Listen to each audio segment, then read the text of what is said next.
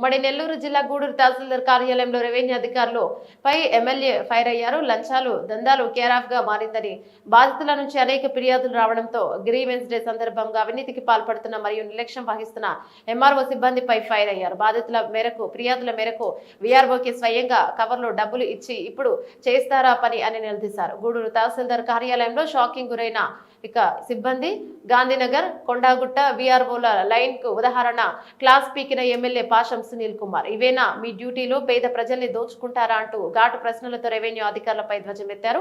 డబ్బులు అడిగితే చూస్తూ ఊరుకోను, చర్యలు తప్పవంటూ హెచ్చరించారు. ఇకనైనా పద్ధతులు మార్చుకోవాలని నన్ను గెలిపించుకున్నట్లు ప్రజలను ఇబ్బంది పెడితే ఊరుకునేది లేదని ఘాటుగా హెచ్చరించారు.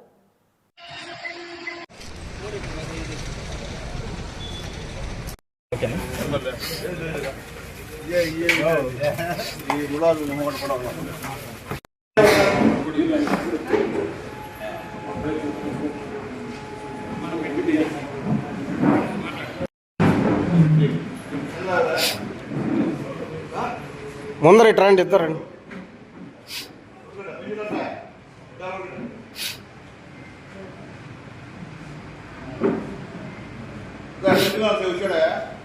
ఇదో చెప్పండి.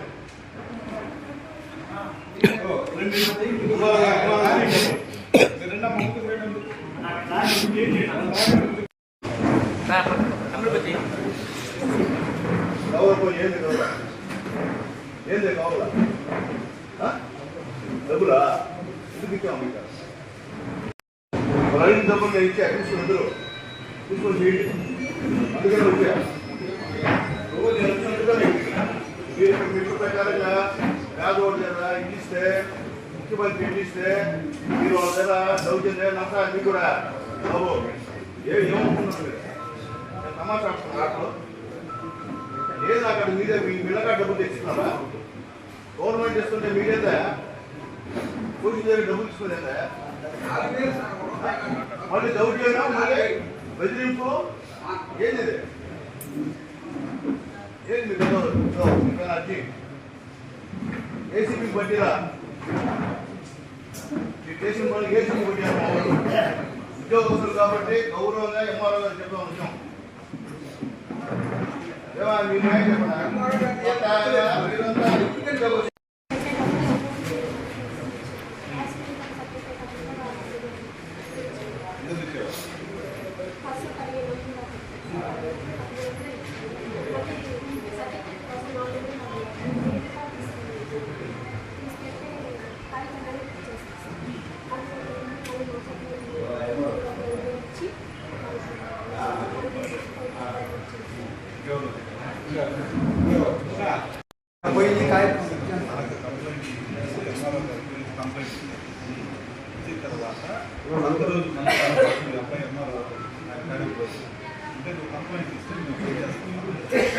నేనే పని చేయాలా?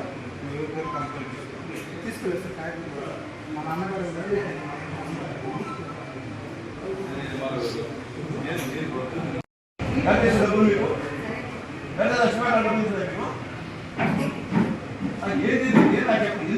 ఇప్పుడు దాకా నాకు తెలిసి ఎంఆర్ఓ పరిస్థితి లేదు. పాపం లేడు.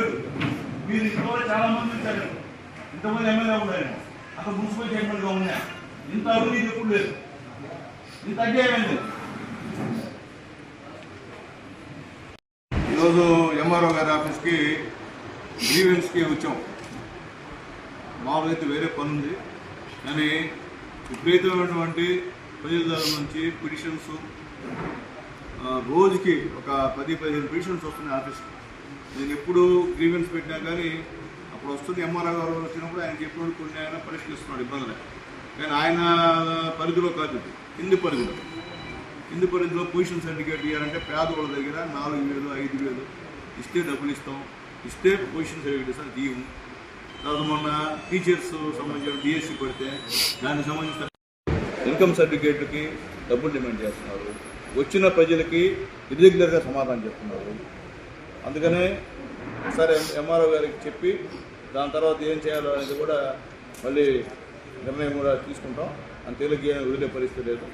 డైరెక్ట్గానే ఇప్పుడు నేనే తీసుకొచ్చా. మా వాళ్ళు డబ్బులు అడిగారు, ఆ డబ్బులు ఇచ్చేవాళ్ళు పాపం. తీసుకో పనిచేయండి. ఏం చేసింది? నాకు ఓట్లు వేసిన అడుగుతున్న వాళ్ళు నేను చేయించాను కదా, ఎట్టో ఏదో చేయించాను కదా. అలవాటు పడినోళ్ళు మనం చెప్తే మారేవాళ్ళు కదా వాళ్ళు మారలేదు కాబట్టి డబ్బులు ఇచ్చేసి వస్తుంది తీసుకున్నారు పాపం జోలు పెడుతున్నారు బయట కూడా చిక్కిలా చూడండి ఎంత పరిస్థితి ఉండే ఎంతమంది మీరు అందరూ ఉన్నా ప్రెస్ ఉన్నా కానీ ఏంది ఇదేమో చూసుకోవాలి అంటే జోలు పెడుతున్నారు చాలా సంతోషం అది వాళ్ళని ఉపయోగించుకోమని చెప్తున్నా సంతోషం ఏదైనప్పటికీ ఏదో విజయరావు గారి పైన పిటిషన్లో ఎంఆర్ఓ గారికి ఇస్తున్నాను ఇవి కూడా స్పందించమని చెప్పి కోరుతున్నా గవర్నమెంట్ మీటింగ్ పెడితే నేను సబ్స్క్రైబర్ కాదు దానికి వచ్చే పరిస్థితి లేదు ఏదో పాపం ఎంతకైనా ఆఫీస్